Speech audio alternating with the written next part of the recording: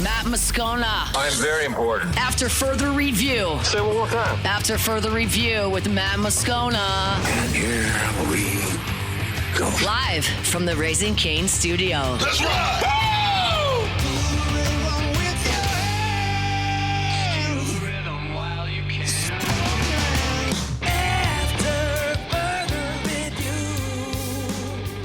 Hour 2, off we go. Welcome aboard. Glad you're with us.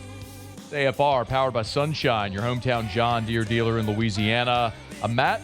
This is Shaq O'Neal, and I hate Matt. Paul O'Neill. They're chanting Paul O'Neill's name.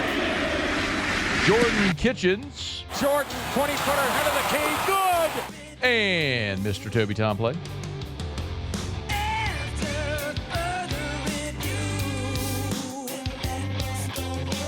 All right, we're here. Glad you are as well. Get out there and make it a good one. Chris Hummer from CBS Sports will be here in 15 minutes from right now. The Saints are hitting the practice field quite literally right now. 4 o'clock Central Time, 2 o'clock Pacific. Joint practice with the Cowboys. They play the Rams this weekend, but they're doing joint practices with the Cowboys and the Rams while they're out on the West Coast. So our buddy Ross Jackson, LouisianaSports.net, is out there in L.A. covering the Saints. He normally joins us whenever we have a Saints practice report. However, the Saints won't be off the practice field until after we're done here. So no report from Ross. They will hopefully we can make that work tomorrow, depending on the practice schedule. So, but you'll get a full report write-up over at LouisianaSports.net as soon as the Saints are off the field and we get it written and edited. So be on the lookout for that. One more opportunity to look back to Saturday's preseason opener against Jacksonville. And something we do every year throughout the season, each week, is we look at the Pro Football Focus grades. And the caveat that I always give, it's a metric. It's not the metric. It's just something to consider.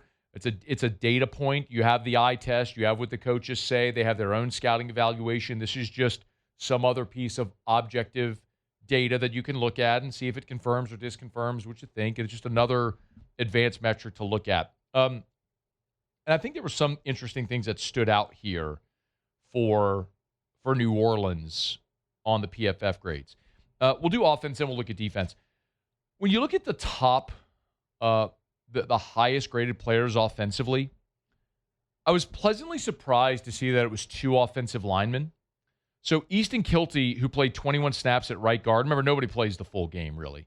But Easton Kilty, who played 21 snaps at right guard, and Asim Richards, who got the start at left tackle, were your 2 highest-graded players on the offensive side. Kilty graded at an 86, and Richards graded at an 81.4. Next up were Zach Wilson and Bub Means. That should come as no surprise whatsoever. Wilson was really efficient, and Means was his favorite target. I look at that, and I say, all right, the Saints know who their first 5 are on the offensive line, but typically you're going to keep 7 or 8 offensive linemen. You have your first 5, and then you have a swing tackle, and then your interior player. Well, I think I, like many, would just assume Torricelli Simpkins is probably your backup center and can play guard on the interior. It's a really nice performance there by Easton Kilty, and maybe there's an opportunity there for him. And Asim Richards is your backup left tackle. If he plays well for the next couple of weeks, that might very well be a man who makes the 53 as your swing offensive tackle. It's just we all would have assumed, another point about Kilty, I think we would have assumed that Dylan Radins would have been your backup interior offensive lineman, former second-round pick, started half the season last year due to injury. But his torn ACL done for the season opens up a spot for a backup depth piece on the interior on the 53. And maybe Easton Kilty is someone worth watching. Audric Estime was also just outside of the top 5 at 6. The one knock was his pass blocking grade was an 18.7, but scored the touchdown on the first offensive snap, which was good to see. At the bottom of the rankings offensively for New Orleans, your lowest 2 rated players were Maliki Matavau and Jeremiah Wright. Matavau was a tight end draft pick a year ago. Jeremiah Wright, of course, an offensive lineman out of Auburn this year. I don't know that there's a spot on this roster for Maliki Matavau. And again, he was a 7th-round pick, and 7th-round picks are hardly a sure thing. But when you look at the fact that the Saints have Juwan Johnson coming back, and they drafted Oscar Delp. Of course, they signed Noah Fant. Maybe Matavao is a practice squad player that they might keep, considering they have a draft pick invested in him, but that seems unlikely. Jeremiah Wright is one of those guys, obviously was a fourth-round pick out of Auburn this year, and he's, as we talk about that rotational interior player, would stand to reason he's one of those guys.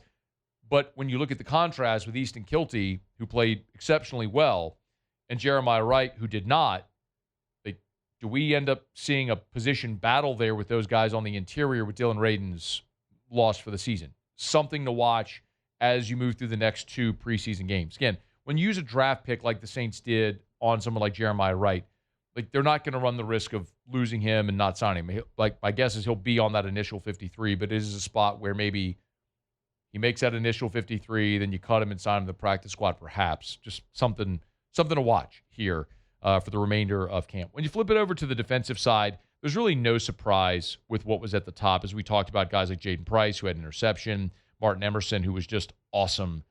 And I'll tell you, I'm hopeful. Your top five were Price, Emerson, Jalen Ford, who also had an interception, Christian Miller, who played on the interior, played 17 snaps at defensive tackle for you, and then Isaiah Stallbird, who started at weak side linebacker at will, was right there as well. By the way, Jaden Price in 21 snaps graded out at a 95.3. Emerson was a 90.9. Ford was a 90.8. Christian Miller was a 90.5. That's incredible. Like, you get over 90 in a PFF grade, that is remarkable. But you look at the other side of it, and I think what's interesting as we talk about Price and Emerson, look at the other side when you start to look at how the cornerback depth might play out. Like, at the bottom was Malachi Williams, Khalil Saunders, but the next two from the bottom were Isaac Yiadom and TJ Hall. TJ Hall was your seventh-round pick out of Iowa, and Yiadom, of course, you re-signed in free agency after he had signed with San Francisco a year ago. Like, Lorenzo Styles is next from the bottom right there, and he's a rookie, and I'm not surprised, and Hall's a rookie as well. But one of my consistent points all offseason has been, and really going back to the draft, that I'm really concerned about the Saints at corner. They were a top 10 defense in the NFL a year ago. They were ninth in total defense. Alontae Taylor walked in free agency to Tennessee, and by the way, I'm good with that.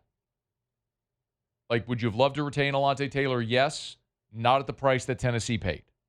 So I'm good letting them walk if that was the market for Alontae Taylor. I don't like that they didn't address corner, that they effectively just said, well, okay, Kool-Aid McKinstry, move up a chair. Like, I don't think they have an elite number one cornerback. What they did, however, in adding Price and Emerson clearly, he's a former third-round pick, by the way, is add guys who could play at the NFL level and clearly just outclassed the preseason competition. Like, Martin Emerson is a starting caliber cornerback in the NFL, was in Cleveland before his injury a year ago, and he tore his Achilles.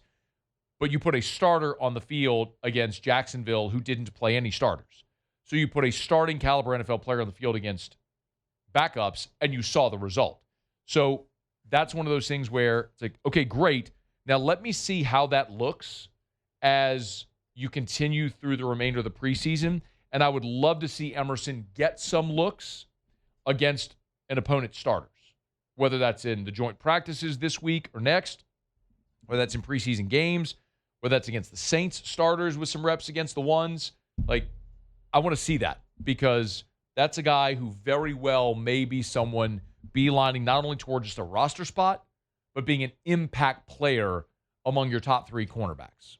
So I thought it was telling, because sometimes your eye test tells you the answer, and it was certainly with those cornerbacks and with Jalen Ford, and great to see Christian Miller. I mean, you're talking about a second-round pick on the defensive line, and especially after Brian Brazee's injury, you are expecting Christian Miller to play an important role on the interior of that defensive line, and a good start for the Saints rookie out of Georgia. All right, it's after further review. We're brought to you by Rouse's. Rouse's, the official supermarket of the New Orleans Saints. Of course, all the Saints are on the practice field. You see those Saints practice jerseys. You always see the red Rouse's patch, as Rouse's bought the patch, the jersey patch for the practice jerseys for the New Orleans Saints. Proud partners of the New Orleans Saints. Rouses.com, Rouses.com. It's Tuesday. Of course, remember, every Tuesday is $5 Sushi Tuesdays over at all Rouses locations. 76 locations from Lake Charles to Orange Beach and points in between.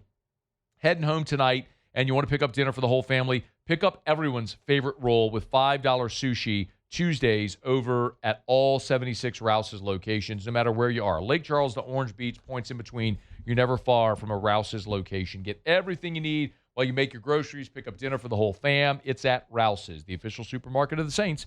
Rouses.com, Rouses.com. Rouses. This feels like home. It's after further review. Glad to have you hanging out with us here. We are going to talk to Chris Hummer from CBS Sports here in just a smidge. I got a question on the show text line. Remember, you can always text me, 225-396-4400, 396-4400, 396-4400. It was Nick who said, he said, Matt, true or false? LSU men's basketball currently has only 4 players on the roster. Well, officially they have 5.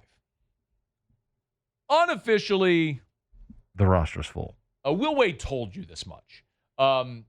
Will told you when he did the interview on John Rothstein's podcast when they were talking about the international players, and I think they had 1 player on the roster at the time, and he said, come the start of school, we'll be fine. Well, school starts on Monday, is the official start of the semester on the 24th. And so when a lot of these guys are formally enrolled and start classes, then you'll see. But look, everyone that we've had on the show, Heath Schroyer joined us when we did the show in Lake Charles, about a month ago or so, and he wink, wink, nod, nod, nudge, the same thing. Everyone you talk to at LSU, they all say the same thing. They give you this sort of sly look when you ask about the basketball team. It's hard to get a straight answer from anyone, but they all kind of give you this sly, like, cat that ate the canary look. Like, they all know the roster has more than 5 guys on it. They're going to be fine, and I think we'll see in very, very short order, probably by Monday when classes start. All right, it's after further review. Thanks for hanging out with us here. Tuesday edition of AFR, powered by Sunshine, your hometown John Deere dealer in Louisiana. Quick break. Chris Hummer covers college football for CBS Sports. He's here next on AFR. AFR. Remember River City's 1 hour air? They're always on time, or you don't pay a dime. And when the heat index is 107, you cannot get stuck sweating in your home. So if your AC is on the fritz, if it's having trouble keeping up, call River City's 1 hour air. 752-0001, 752-0001, 752-0001, or 1hourbr.com. They're always on time or you don't pay a dime. A scheduled time to be at your house. If they're 1 minute late, you don't come out of pocket 1 cent. That's their pledge to you. But also, they want you to feel really comfortable with who's coming to your home. So when a technician's on the way, you're going to get a call, a text, and an email alerting you the technician's on the way. They'll send you the name of the technician, a photo of that technician, and reviews of that technician so you can feel comfortable who's coming into your home. It's River City's 1 hour air. 752-0001, where they're always on time or you don't pay a dime. If you're building a metal building, or you need a metal building, I should say, you need ProForm Steel. ProFormLA.com. ProFormLA.com. They're on Airline Highway in Gonzales. ProFormLA.com. Brandon Golson and the gang, they do great work. Of course, Brandon's on the state licensing board, so you know you're getting a great ethical company. That's part of it. But it also doesn't matter what size metal building you need. If it's a shed in your backyard or you're a big commercial or industrial facility that needs a metal building, you want ProForm Steel. All the materials they use are American-made. Literally every single material that goes in their metal building, you're supporting American jobs. Their engineers, they're all in-house. So their lead times are going to be faster than anyone else, generally a month to 6 weeks faster than competitors. And every single building, you buy a metal building from ProForm Steel, they'll deliver it for free. ProFormLA.com. Get a quote. ProFormLA.com. After further review, powered by Sunshine, your hometown John Deere dealer in Louisiana.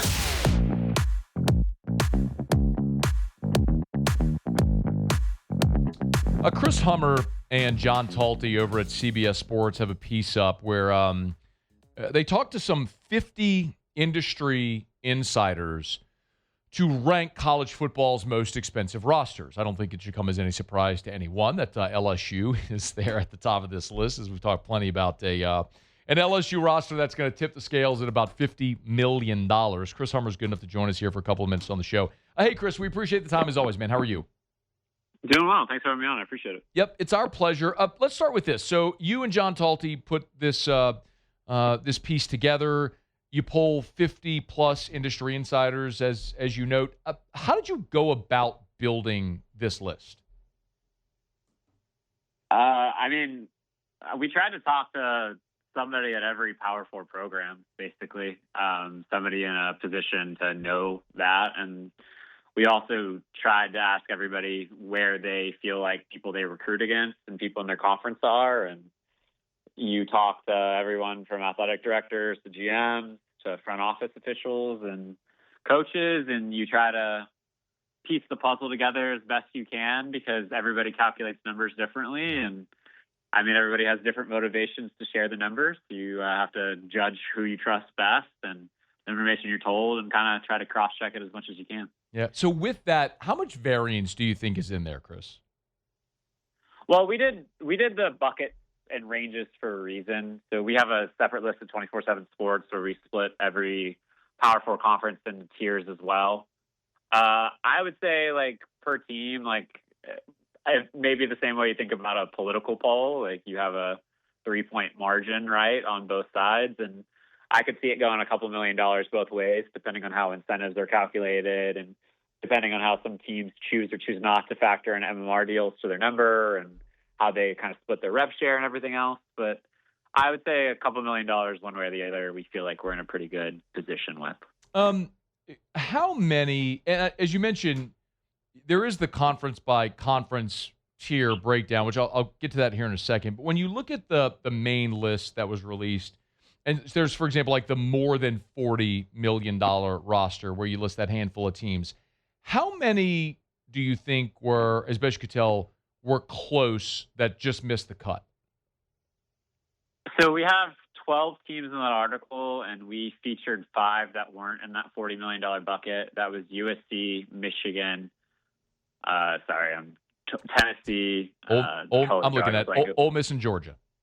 Yes, those 5, I think, were right on the cusp. You're talking about $1 million or $2 million away from being in that $40 million bucket. So what would be if you were doing another tier, what would that look like?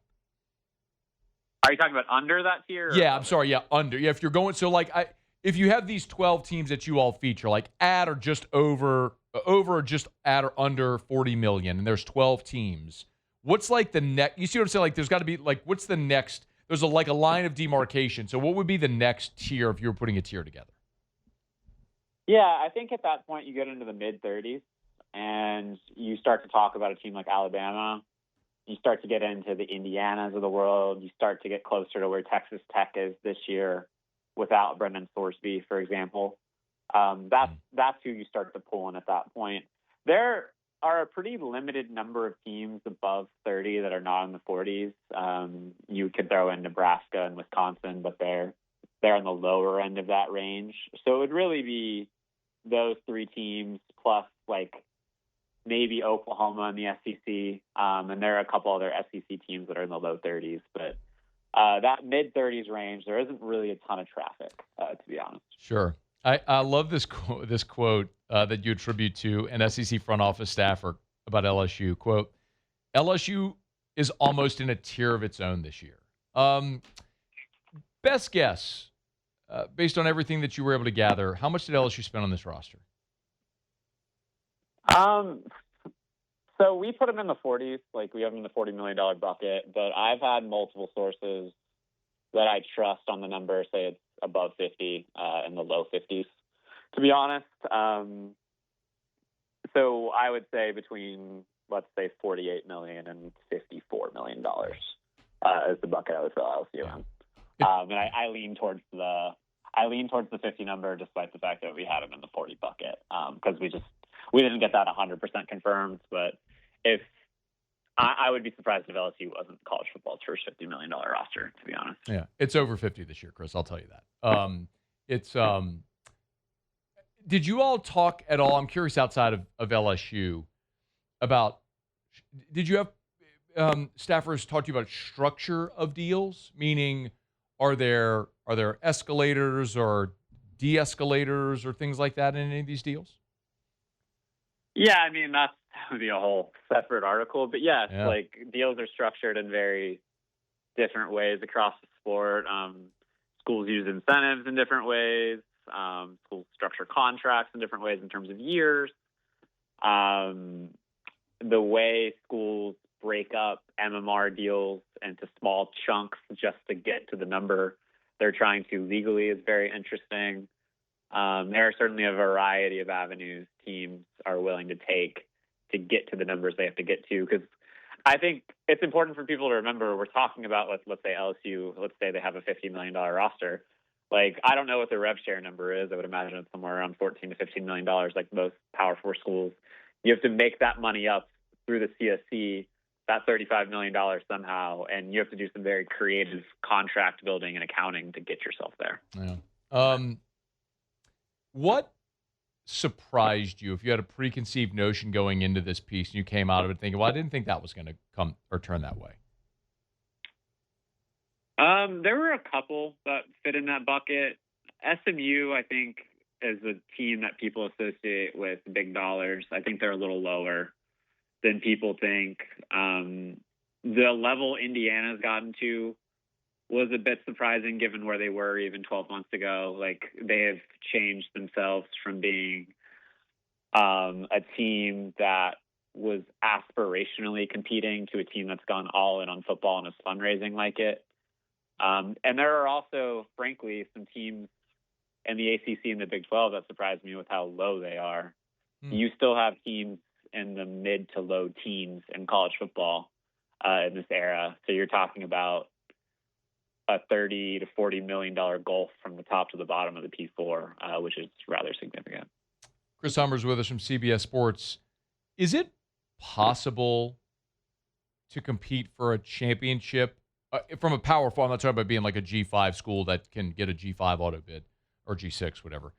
Is it possible to spend in the teens and be a playoff contender?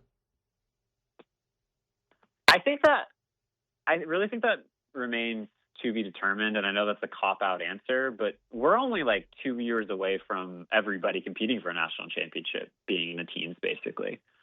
This has changed so fast. I mean, LSU, you know as well as I do, that number was less than half of what it was last year, and LSU came into the season as a top 5 team. But I do think, in talking to general managers across the sport, the thinking is, in order to be nationally competitive this year, that number probably starts around $25 million. Will somebody from the Big 12 or from the ACC that spends considerably less than that pop up? Sure. But in order to actually win a national championship, I would be surprised if anybody that wasn't in the $25 million plus bucket came close, just because of what's required. The other thing that I was so curious about, Chris, as you did all the research, it's a great read. You go read it over at CBS Sports. I'm so curious about teams how they're choosing to spend their money on portal as opposed to high school. So A&M is the glaring example of this right now, because they have right now committed for the class of 2027, maybe the greatest class ever. But the question is, like, okay, that's fantastic if you sign them, but didn't they learn this lesson in 2022 when they signed all those 5 stars and a year later they left? One of the quotes you attribute to a staffer is a Power 4 GM is, guys wouldn't even leave there, meaning A&M. We were throwing stupid stuff out there, and they wouldn't leave A&M.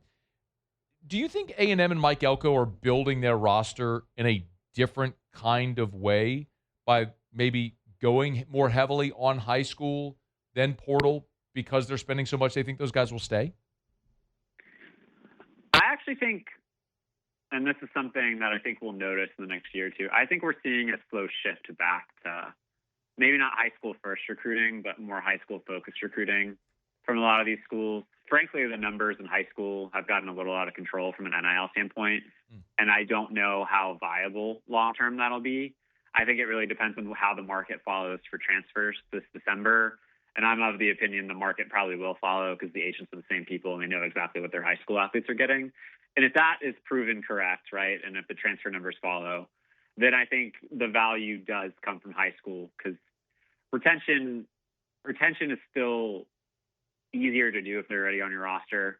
You don't get quite the retention discount that you used to, but it still matters. Having these elite players in your roster still matters. And I think some schools like Texas A&M, like Notre Dame, and Notre Dame's a different category because they just have to recruit differently than other people, like USC, have pivoted back to the high school first model. And teams like Georgia never left, obviously. So I do think there's a viable argument to be made that high school recruiting long-term will pay off, but it just really depends on like how the transfer and portal market falls in terms of those kind of costs. Because if the transfer portal market remains the same, teams like Texas A&M are way overpaying, but I think they're betting that that won't be the case in December and January. It's fascinating stuff, man. It's just part of the world in which we live right now in college athletics, and this is a really fascinating deep dive from Chris Hummer and John Talty over at CBS Sports and 24/7. So make sure you go get over there, give it a read. I'll make sure I retweet it as well, so if you follow me, you can get it easily on a retweet. But you can follow Chris at Chris_Hummer, at Chris_Hummer. Great stuff, man. We appreciate the time. Thank you. Absolutely. Thank you. Yep, it's our pleasure. It's After Further Review, brought to you by the Williamson Eye Center. 924-2020. You want to see 2020, call 924-2020. Remember, there's alternatives to LASIK. We talk about LASIK all the time, and I had LASIK 8 years ago, and still, I'm coming up on my anniversary. As a matter of fact, it was September 11th when I had my LASIK. Coming up on 9 years. Oh, man. But anyway, 924-2020. If you want to see 2020, call 924-2020. LASIK is an option, but for everybody, LASIK isn't an option. So that's why there's things like the EVO ICL. The ICL is the implantable contact lens. So if you're nearsighted, but you're not a candidate for LASIK, maybe the EVO ICL is the best option for you, where they implant a contact lens. The procedure is completely reversible, and it's remarkable. My point is, no matter your age or your refractive issue, there is a way that you can see with perfect 20/20 or better than 20/20 vision. And the Williamson Eye Center makes that happen for people in our community every single day. So call 924-2020, 924-2020, or WilliamsonEye.com, Williamson, EYE.com. This is a really interesting piece by Chris and John, and I'm going to dive into this a little more deeply in about a half an hour, because I want to give you my takeaways on this this roster spend piece. So we're gonna get to that a bit later. The LSU football team is going to be on the practice field this evening. So when I leave here today, I'm going straight over to the Ponderosa. We'll have a practice report tonight as well. And the Saints are about 30 minutes into their workout out in California, their joint workout with the Cowboys. If anything notable comes out of that from those covering the workout, we'll certainly have it for you as well. We're halfway home here on a Tuesday edition of AFR, powered by Sunshine, your hometown John Deere dealer in Louisiana. Quick break. When we come back, the preseason AP All-America team is out, and it's always fun to see your team's players represented. But there's actually something that I think is a deeper illustration of this argument between the SEC and the Big Ten for dominance in college football that I want to talk about. We'll do that next on AFR. AFR. Man, at Clegg's Nursery, of course, they have full greenhouses every single day for the flowers and the plants and the trees and the shrubs and the bag and the bulk, soil, mulch, whatever you need, outdoor decor. They got all of it over at Clegg's Nursery. But it is also coming upon deer season. And if you're a deer hunter, you know you're putting out your plots right now. Make sure before you head out to the camp to put out your plots, you pop on into Clegg's Nursery, because they have what you need. They've got buck busters and they've got mow bucks in right now at all 4 Clegg's Nursery locations. Siegen Air Airline, LA 16 in Denham, Mid-City on Donmore, and the Garden Center on Greenwell Springs. Mow Bucks is in at all 4 locations, and they also have the triple cleaned corn right now at all 4 Clegg's Nursery locations. They got buck busters. They've been having that in, so get on by and see our friends at Clegg's Nursery. After Further Review, powered by Sunshine, your hometown John Deere dealer in Louisiana.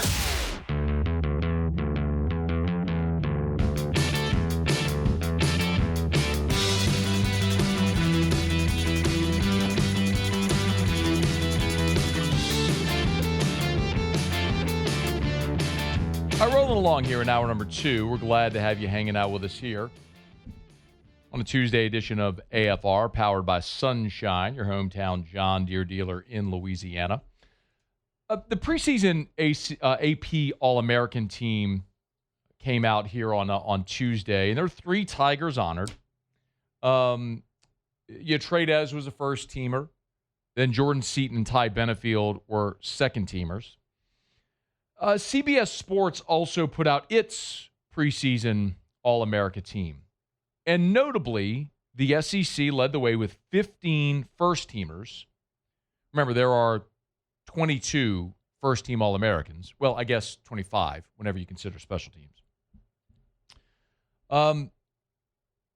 And the SEC had 15 first-teamers, 25 overall selections. The Big Ten was next with half as many total honorees. With a dozen. You know, I know we've had this conversation of the Big Ten and the SEC, and some of it is, quite honestly, just arbitrary. Like, it doesn't really matter for anything. But the reason why I think it is worth continuing to have has nothing really to do with fans of teams in different conferences going back and forth on Twitter or whatever the case may be. It's because of the thing that I always complain about with college football. It's the only sport in the history of mankind where subjectivity matters, where you can win every game you play and not even have a chance to play for a championship, which is fundamentally stupid. Where the opinions of a bunch of self-important goons in a hotel ballroom in suburban Dallas means more than results on the field. Florida State can win every single game it plays, win the ACC, but because their quarterback got hurt, these goons in a ballroom determine, they don't deserve a shot. But they won every game they played. Yeah, but we don't think they're any good anymore. But they won every game they played. Yeah, but the quarterback meant a lot. But they won every game they played. It shouldn't matter. You should have the opportunity to go play games to determine who the winner is. That's the point of sports and a meritocracy. So as long as we exist in this culture of college football, which the day is coming when this will end. But as long as the day still exists where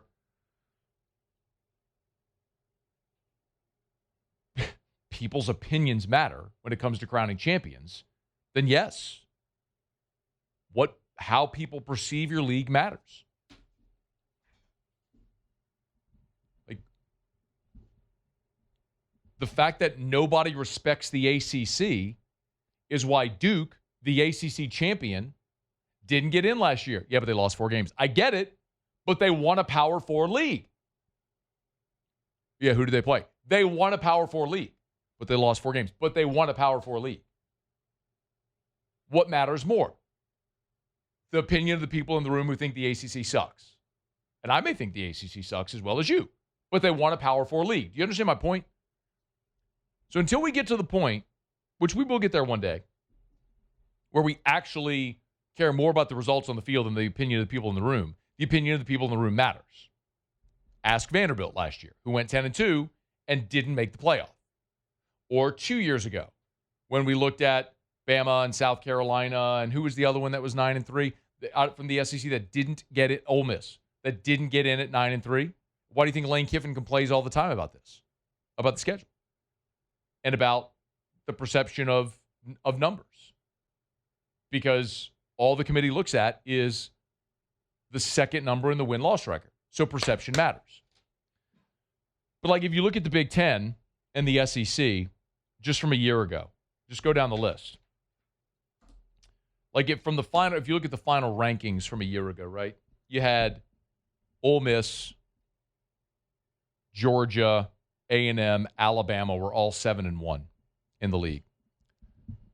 Texas, Oklahoma, Vanderbilt were all 6-2. Missouri, Tennessee, 4-4. LSU was 3-5.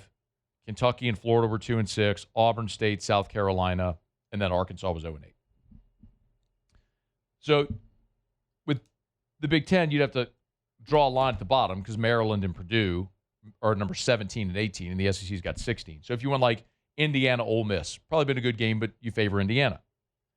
Ohio State against Georgia. Pretty good matchup, neutral field. I don't know. I think you play the game 10 times, you could split it 5-5. Oregon against Texas A&M, most of us would probably pick Oregon in that game a season ago.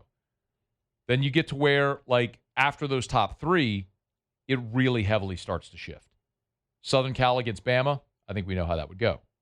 Michigan against Texas, I think we'd favor Texas in that game a year ago. Iowa against Oklahoma, boy, what a defensive slugfest that would be. Washington against Vanderbilt, like, Diego Pavi and Vanderbilt going 10-2 last year was really impressive. I'd probably take Vanderbilt in that game. Illinois against Missouri, evenly matched. Might favor Illinois. I don't see how that would go. But like Minnesota against Tennessee, you're leaning Tennessee. Nebraska against LSU, you're probably leaning LSU. Northwestern against Kentucky. You see my point? Like, you get into the mix where at the top, yeah, I think Indiana would have beaten anybody in college football last year. And I think Ohio State last year and Georgia, that could have been a coin flip game. And then Oregon probably favored against A&M. Well, two of those three had favored the Big Ten school, and the other was a coin flip. But when you get to everything after that is where we're talking about the depth and the strength of the league, and that's where things like this play out. When you go, okay, like preseason All-America team, the SEC had 15. The SEC had more first teamers than the Big Ten had overall. Look at the draft. The SEC had 87. The Big Ten had 68. Big drop off. ACC and Big 12 each had 38. And the Big Ten has two more teams. So I think the thing that all of these metrics keep proving that is inarguable, like, because again, this is objective data. Like, this is the NFL drafted 87 SEC players. They drafted 68 Big Ten players. Like, that is objective data, right? The depth in the SEC is better than the depth in the Big Ten. That is an inarguable fact. The top of the Big Ten, the top three, last year, Indiana, Ohio State, Oregon. Like, they could certainly challenge the top three in the SEC. We'll see how that may shake out this year. Maybe not. Like, maybe Georgia ends up being awesome, or maybe Texas ends up becoming a juggernaut this season. Like, who knows? Maybe it's LSU.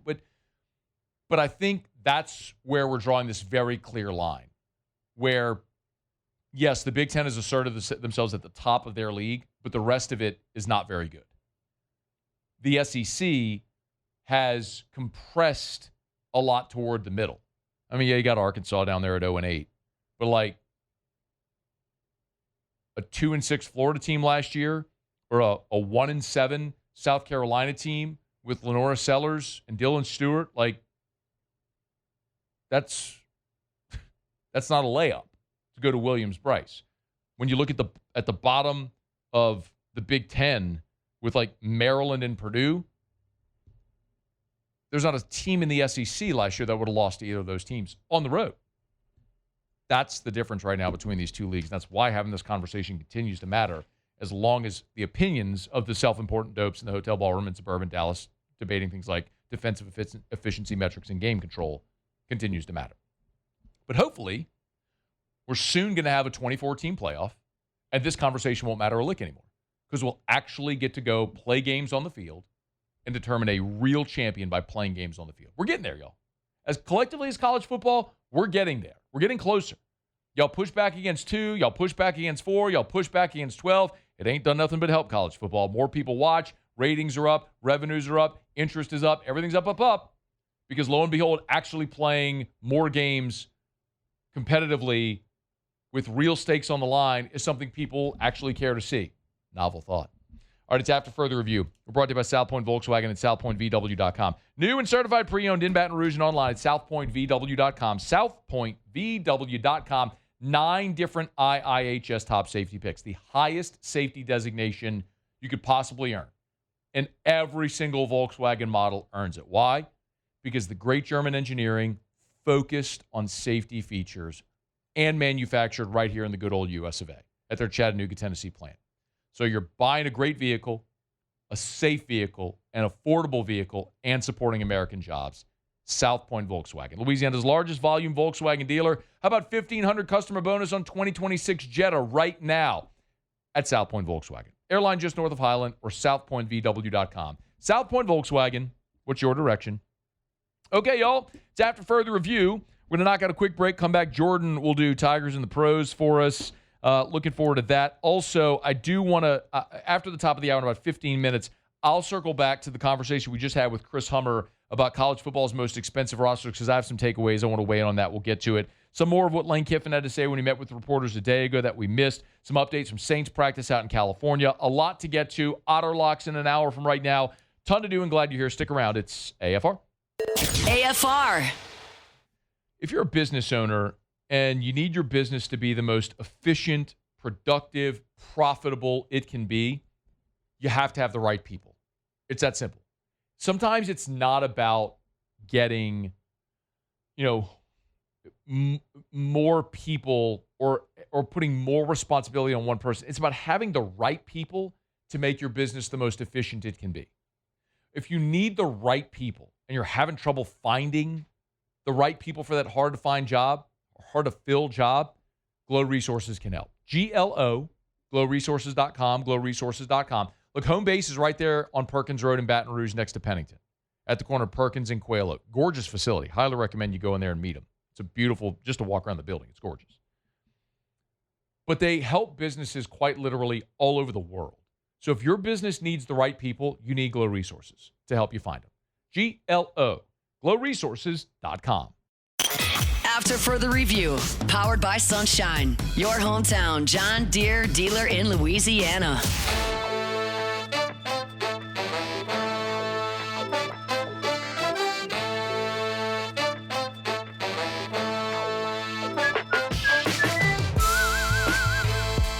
All right, wrapping up hour number 2. Always shout out to our friends over at Sunshine, your hometown John Deere dealer in Louisiana. Remember, Sunshine, yes, they got tractors and mowers, zero-turn mowers and gators and all that sort of stuff. But they also have portable generators and fans and different stuff like that. If you're starting to plan your tailgate for September the 5th, get on by Sunshine, your hometown John Deere dealer in Louisiana. All right, Jordan has the honors today. Tigers and the Pros. Tigers in the Pros. They still bleed purple and gold. They're just really rich now.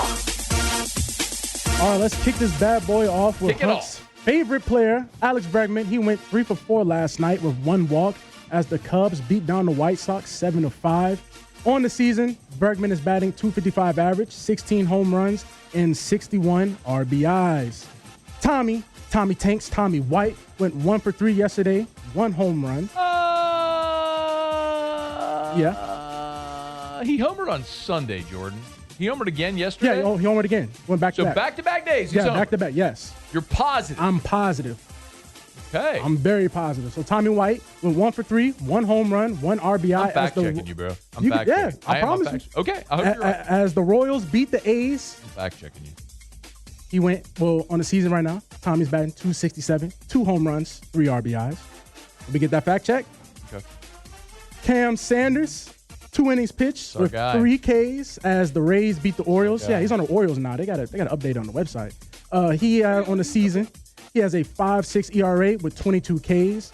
And last but not least, Hunter Fiducia on the Dodgers. He goes 0 for 4 with 1 walk as the Dodgers, they played the Rockets. They crushed them 11-5. But on the season, Fiducia is batting .234, 3 home runs, and 13 RBIs. And that is Tigers in the Pros. Nothing from the NFL? Jamal Adams is hurt. Or we did that yesterday? Odell. We got nothing. There's only 75 LSU players in the NFL. Nobody did anything? Not that I know of that I saw from practice. No, not that. In the WNBA, only 1 game happened yesterday. So trust me, I tried to go find schedule tonight. I know Angel Reese and Flau'jae play tonight. Oh, that would have been good to mention. But hey, everybody, they play tonight. They play tonight. What are we doing over there, Jordan? We watching baseball. I tried to find some golf. No golf going on. I'm not a big golf guy. There's no golf right now. I guess it's Thursday through the weekend. Ask Jimmy. Yeah, Well, if I'm asking Jimmy, I'm probably going to get some horse bets. Need some horse bets. He knows about golf, though. Max knows about golf. Yeah, Max is the golf guy. Tell Jimmy that Max is the golf guy. Oh, Jimmy knows he's not good at golf. He'll tell you he sucks. So that's it for Talking to Pros. All right. Presented by Our Lady of the Lake. Championship health partner of LSU Athletics. FMOLhealth.org/LSU. FMOLhealth.org/LSU. That's where we can learn more about the Championship Health Partnership. Man, really excited. I actually got a sneak peek at one of the TV commercials for the fall with and Lane Kiffin is in it as well. One of the OLOL commercials featuring a lot of the LSU guys. Trey Dez is in it. He towers over one of the doctors in the commercial, which is just hilarious. But it's really cool to see that that partnership come to life. It's such a huge thing for FMOL Health, Our Lady of the Lake, their championship health partnership with LSU Athletics, but also with LSU, the Health Science Center as well, and everyday champions like you and me. It's Our Lady of the Lake and LSU. Together, we roar. Learn more at FMOLhealth.org/LSU. FMOLhealth.org/LSU. All right, y'all, it's After Further Review. Thanks for hanging out with us here on a Tuesday edition of AFR. 2 hours down, 1 hour to go. If you missed anything, Shea Dixon was here in hour one talking some Cruton. We had Chris Hummer from CBS Sports about half an hour ago. When we come back after Sports Center, that piece from Chris Hummer, they rank college football's most expensive rosters, and I have some takeaways from it. There's some parallels that you might find interesting and one outlier. We'll talk about it coming up next on AFR. AFR. It's storm season, y'all, and it rains darn near every single day. If you've got issues with your roof, we would love to help you out at Parrish Construction and Roofing. ParrishBuilt.com, ParrishBuilt.com. Do business with someone you know. That's me and Terrio and Richard Tilley, our great staff. And, of course, our new partner, Pro Football Hall of Famer Drew Brees, ParrishBuilt.com, ParrishBuilt.com. Go to the website, fill out the form on the homepage. And sometimes people say, hey, man, I don't know if Parrish can do this job. It's like a small repair. Yes, we will. It doesn't matter how small the repair is. And quite honestly, it doesn't matter how big the roof repair or replacement might be. Our commercial division is massive. Matt Pearson, our commercial roofing manager, we hired him from Florida a few years ago because dude knows everything there is to know about roofs, and he's awesome. And we do things like gutters, where we fabricate our own gutters. And we do soft wash, your home, your roof, your hardscape. We can do it all. Go to ParrishBuilt.com, fill out the form on the homepage. Do business with someone you know. Parrish Construction and Roofing, ParrishBuilt.com.